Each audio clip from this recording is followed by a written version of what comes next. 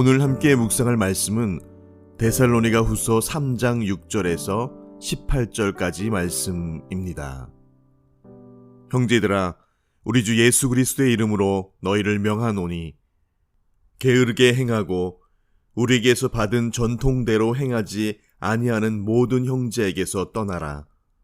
어떻게 우리를 본받아야 할지를 너희가 스스로 아나니 우리가 너희 가운데서 무질서하게 행하지 아니하며 누구에게서든지 음식을 값없이 먹지 않고 오직 수고하고 애써 주야로 일함은 너희 아무에게도 폐를 끼치지 아니하려 함이니 우리에게 권리가 없는 것이 아니요 오직 스스로 너희에게 본을 보여 우리를 본받게 하려 함이니라.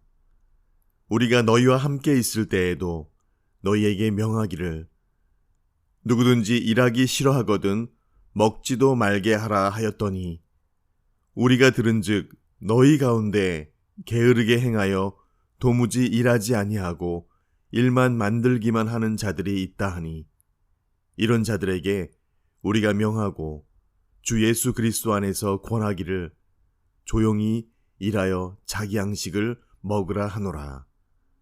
형제들아, 너희는 선을 행하다가 낙심하지 말라. 누가 이 편지에 한 우리 말을 순종하지 아니하거든 그 사람을 지목하여 사귀지 말고 그로 하여금 부끄럽게 하라. 그러나 원수와 같이 생각하지 말고 형제같이 권면하라.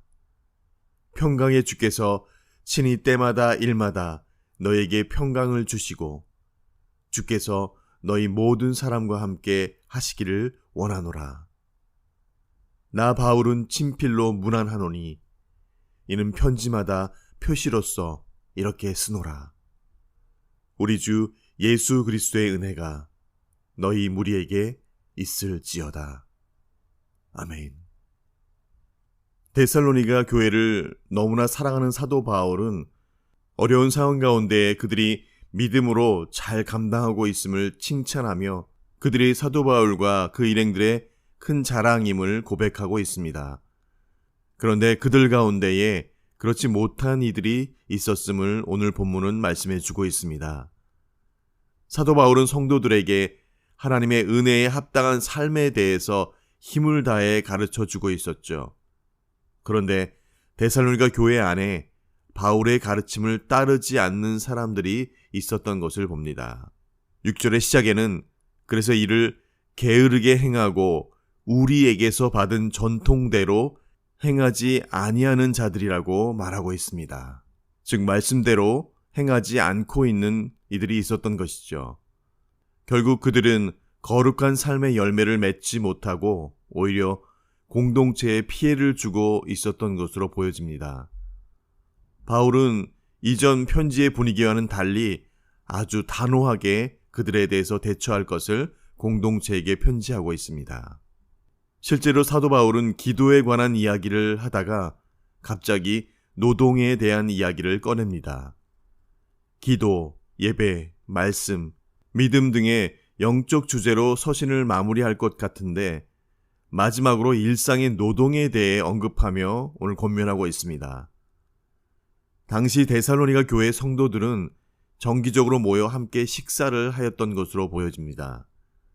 제각기 삶의 현장에서 수고하고 땀 흘려 일한 후 각자 음식을 가져와 함께 식사를 했습니다. 그런데 교인들 중에는 일을 하지 않는 사람들이 있었던 것으로 보여집니다. 이유는 두 가지입니다. 하나는 임박한 종말론 때문이죠. 이제 곧 종말이 오니 일할 필요가 없다는 것입니다. 이것은 허울 좋은 핑계일 뿐이죠. 두 번째 그들이 품고 있는 속내는 실제로 일하기 싫은 것입니다. 그들은 일하지 않고 와서 먹기만 하면서 이 공동체의 긍휼과 사랑을 악용하고 있었던 자들이지요. 사도 바울은 그래서 일하지 않고 먹기만 하는 게으른 자들에게서 떠나라고 아주 단호하게 말합니다. 그런 의미에서 사도 바울 역시 행위나 믿음이 연약한 자들에게 본이 되지 않을까 텐트 메이커의 생활을 자처했던 것이죠. 그래서 8절엔 이렇게 말합니다. 누구에게서든지 음식을 값없이 먹지 않고 오직 수고하고 애써 주야로 일함은 너희 아무에게도 폐를 끼치지 아니하려 하매니 라고 기록하고 있습니다. 9절엔 더하여 말합니다. 바울과 그 일행들이 복음을 전하는 것과 가르치는 것에 대해서 얼마든지 권리가 있음에도 불구하고 오직 스스로 너희에게 본을 보여 우리를 본받게 하려 함이라 라고 글이 설명하고 있습니다. 그렇습니다. 바울은 밤낮으로 일했습니다. 그는 형제들 중 누군가의 집에서 섬김을 받으면서 복음을 전할 수도 있었습니다. 그러나 데살로니가 성도들에게 본을 보이기 위해 스스로 그 권리를 포기했습니다. 모든 사역자와 전도자가 바울처럼 해야 하는 것은 물론 아닙니다. 당시 데살로니가 교회의 상황은 특별했기 때문이죠. 이제 막 신앙생활을 시작한 이들에게 행여나 물질적인 것들로 부담이 되지 않기 위해 그는 그렇게 텐트 메이커를 자청하였던 것이죠. 그래서 바울은 말씀을 가르치는 것에서 그치지 않고 스스로 본을 보이기 위해서 그렇게 행했던 것입니다. 성도들을 바르게 인도하기 위해 마땅한 권리도 스스로 포기한 것이지요. 10절에 바울은 더합니다. 일하기 싫은 사람은 먹지도 말라라고 아주 강하게 거듭 명령합니다. 무절제하게 살면서 다른 이들의 섬김만 받으며 살지 말라는 것이죠. 데살로니가 공동체에는 일을 하지 않고 이렇게 오히려 일을 만들기만 하는 자들이 있었던 것을 봅니다. 바울은 그들을 향해 조용히 일해서 자기 양식을 먹으라고 명합니다. 공동체 안에서 그들을 계속적으로 섬기고 인내하는 성도들의 그 마음도 쉽진 않죠. 그래서 바울은 형제들아 너희는 선을 행하다가 낙심하지 말라라고 13절은 그렇게 권면하고 있습니다. 15절에 원수와 같이 생각하지 말고 형제같이 권면하라라고 사도 바울이 말한 대로 데살로니가 성도들 역시 그들 공동체 안에 있었던 그렇게 게으르고 일하지 않는 자들에 대해서 무작정 그들을 밀쳐내고 미워할 수는 없었던 것이죠. 어찌하든 예수의 사랑으로 그들을 품어야 하지만 그것은 또한 쉽지 않은 일이죠.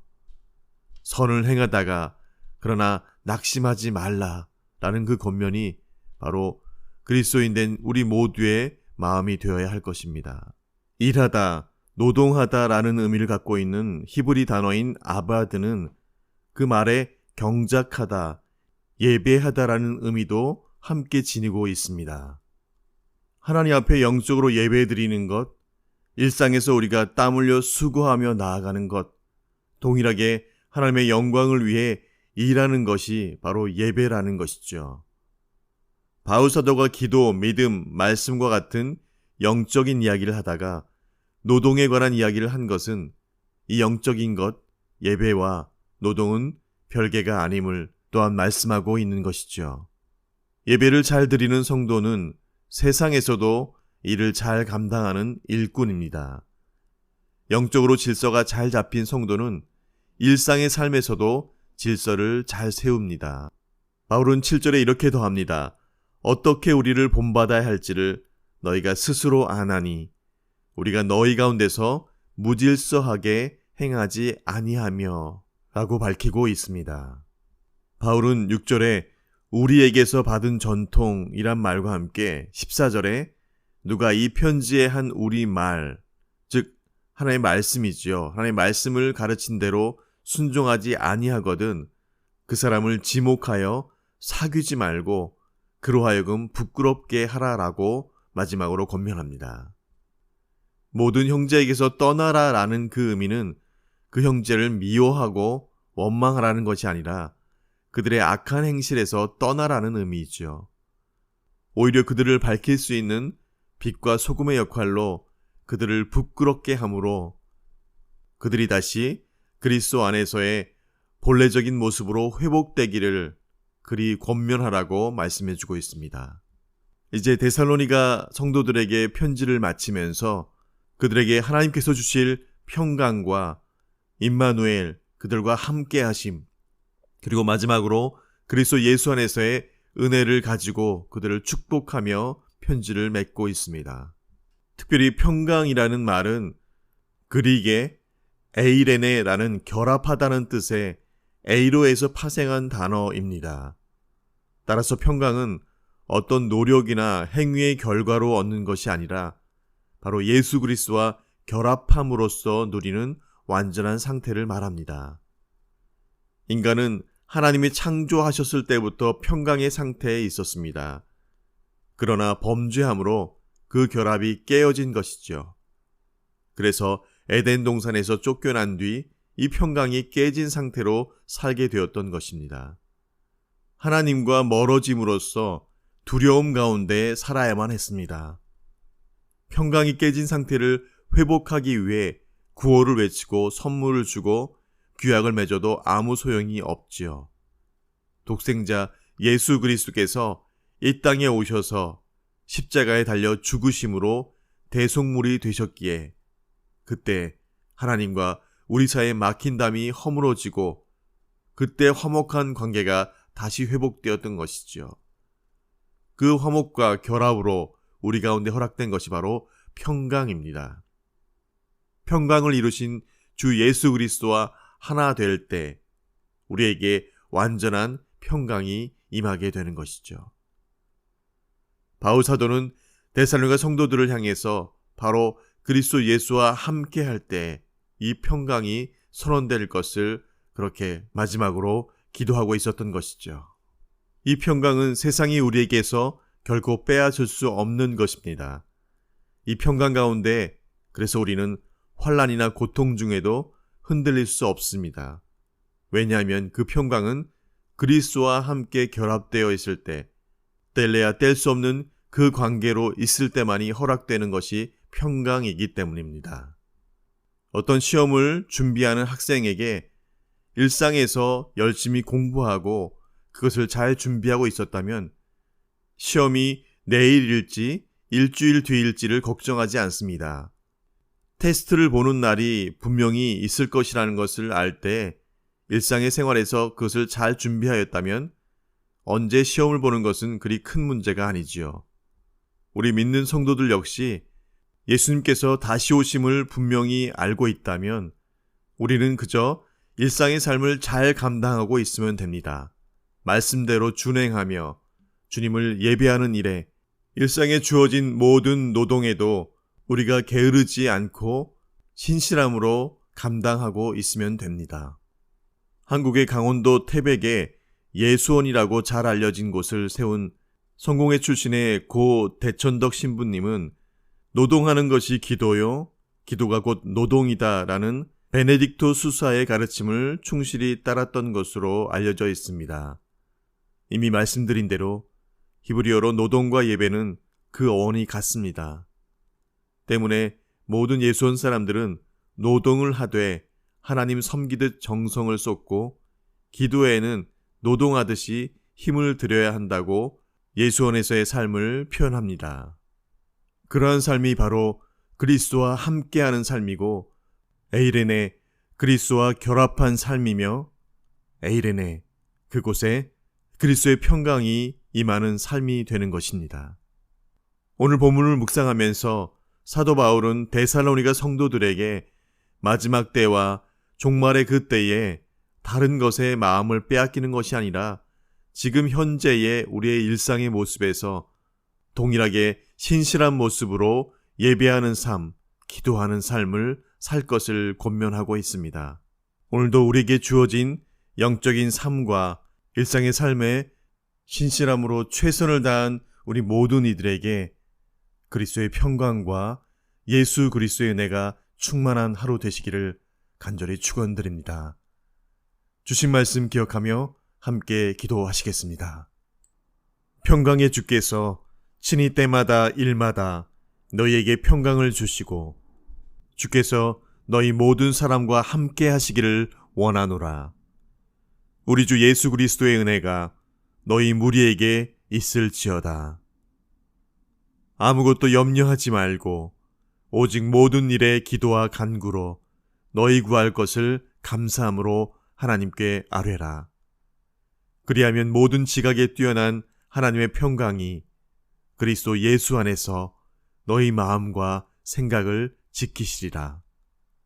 종말로 형제들아, 무엇에든지 참되며 무엇에든지 경건하며 무엇에든지 옳으며 무엇에든지 정결하며 무엇에든지 사랑할 만하며 무엇에든지 칭찬할 만하며 무슨 덕이 있든지 무슨 기림이 있든지 이것들을 생각하라. 너희는 내게 배우고 받고 듣고 본 바를 행하라. 그리하면 평강의 하나님이 너희와 함께 계시리라. 아멘. 아버지 하나님, 이 땅에 믿는 자, 그리스도인으로 살아가는 자들로서 내가 예배하고 기도하고 말씀으로 사는 삶을 산다고 하여서 일상에 주어진 일들에 게으르고 소홀함에 대해 핑계치 못하게 하여 주시옵시고, 또한 반면에 이 땅에서 주어진 일상에 우리의 주어진 일터와 생계의 일들로 인해서 우리의 영적인 일들에 게으르고 소홀함에 대해 변명하지 않는 자들로 세워주시기를 간절히 기도합니다.